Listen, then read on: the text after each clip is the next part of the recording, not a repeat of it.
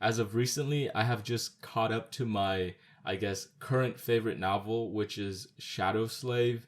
And after catching up to where it is now, I mean, I just have a lot to say about it. So, with all that having been said, I wanted to start with what's most prevalently on my mind right now, which is the current arc, Antarctica.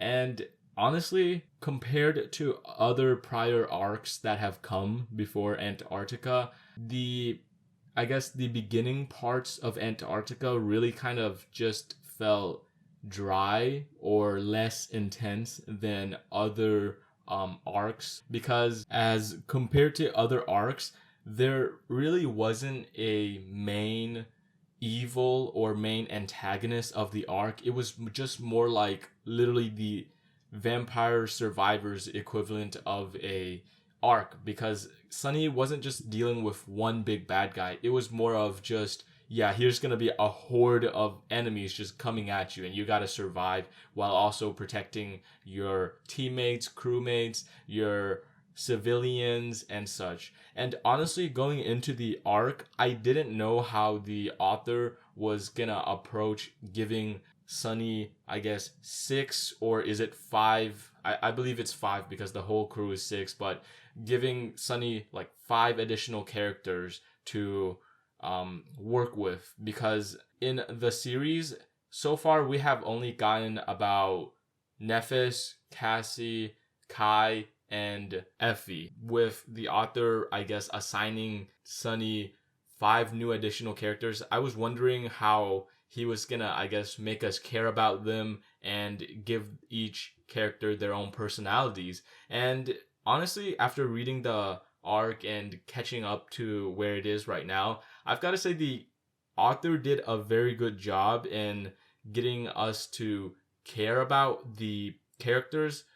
I don't really care about them enough to remember all of their names, but I do care to the point where I want the best for them, and I don't want any of them, say, for example, going into a coma or getting their legs chopped off. That would be very, very, I guess, inconvenient and bad for them, and I care enough to not want that to happen to them. And if it did, I would definitely cry about it. All in all, just wanted to say that the author did a very good job about getting me to care about them, and not only like the five additional characters, but also two additional characters that the author introduced. Aside from this, I'm also very interested in what the author is going to do with Sunny's character, because this trip to Antarctica, as much as it is a trip for Sunny to get away from Nephis and all of the mess that comes with it,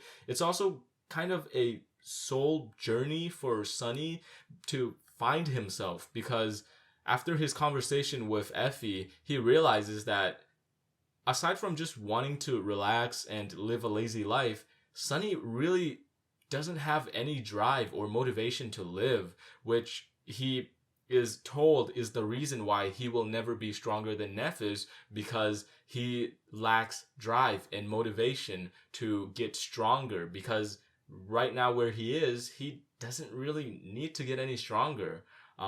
There's really no intrinsic drive, and because of that, I'm interested in what, I guess, Sunny will, or what he will become by the end of the arc, and how his, I guess, view or outlook on the world will change. Because as much as Shadow Slave is about power leveling or scaling or just getting stronger, it's also about Sunny and his character and how he wants his life to go, because something that was very, very important to him that was stolen from him was his freedom by Cassie, who decided to betray him. And it's just this eternal struggle for Sunny to, I guess, make his, or do with his life what he wants, and not be tied down by anyone or be forced to do anything that he doesn't want. And I'm kind of getting like really, I guess, emotional about this, because as of recently, a month ago or whatever, I watched Across the Spiderverse, and that movie is just awesome. And I was crying. My friends were calling me a pussy for crying. But a main theme, or a very, very prevalent theme in the movie, was about Miles and him wanting to make decisions for his own life rather than be told what he has to do. And I can't help but see a similarity between Sunny, who also is not like told what he has to do, but literally forced to do what he's told because of something that was put on him, and his, I guess, eternal struggle to get freed from that and fight against fate, which is very similar to what Miles, I guess, is going through, because it's kind of preordained or in the canon that his dad has to die, but he wants to change that and do something else. And both of them are, in a way, fighting against fate. And honestly, I could keep on like talking and talking about fate, fighting against fate, to the point that Fang Yuan would probably pop up out of nowhere, I guess. But yeah, so let's move on from that and continue on to what I guess one of the biggest W's that Sunny has taken since arriving in Antarctica, which is another memory, or not memory, but echo, which is of the goblin dude that just like can eat everything and assimilate everything that he eats, I guess. If I remember correctly, that kind of reminds me of like a chimera or something like that, because like whatever they eat, they just like assimilate it into themselves. And I see very, very big potential with this dude, with this echo. It might be able to even rival Saint in terms of how strong it'll get, maybe even surpass Saint. And talking of Saint, I'm very interested in how Saint will progress in the story, because recently she just got this true darkness, whatever power thingy, which, I mean, if I'm gonna be honest, it's kind of bullshit, because shadow is kind of the absence of light, right? Because like if light can't pass through something, then there's gonna be a shadow, or I don't know. Maybe I'm wrong on this. You guys can like explain it in the comments to me. But yeah, I thought just darkness and shadows were the same thing, but I guess they're not. And that's interesting where this will go, because Sunny, his enemy, is not only light, but it's gonna be also darkness, I guess. I don't know how this will turn out. Interested to see how Saint will make use of her new attribute.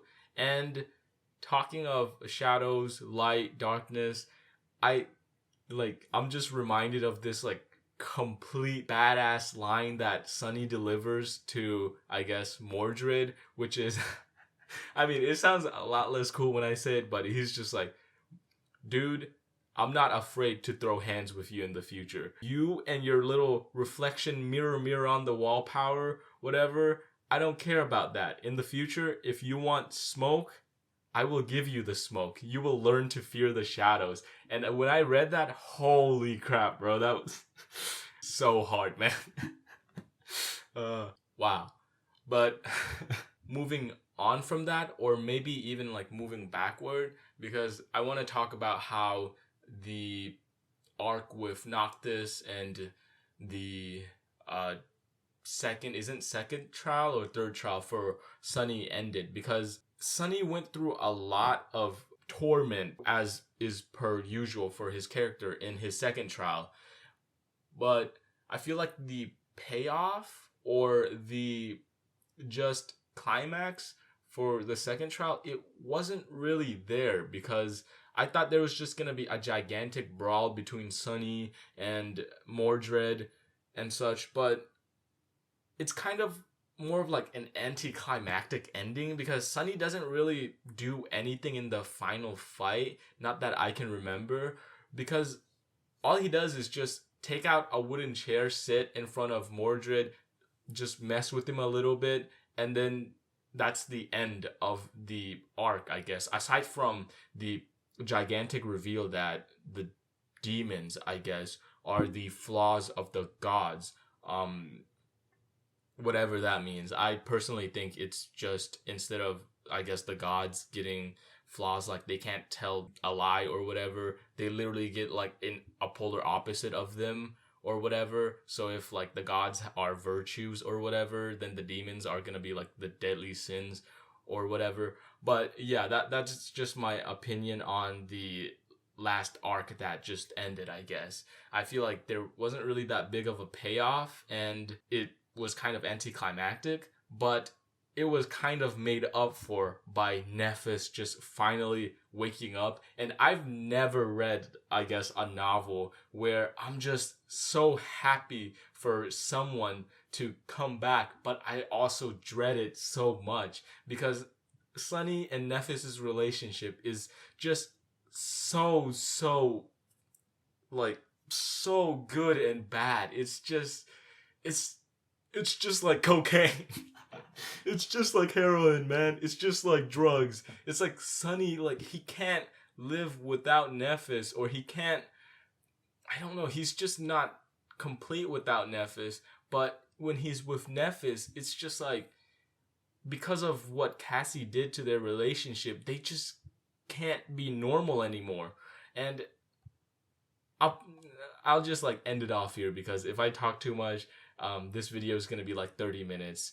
But yeah, that's my review of the recent arcs and most recent arc of Shadow Slave. If you have something, I guess if you want to say something, put it in the comments. It might not look like it, but I see all the comments and I read all of them. I'll give most of them hearts if they're very good, but some comments don't deserve hearts, so I just look at them and just leave it on scene. But yeah, thank you for watching and have a good day, everybody.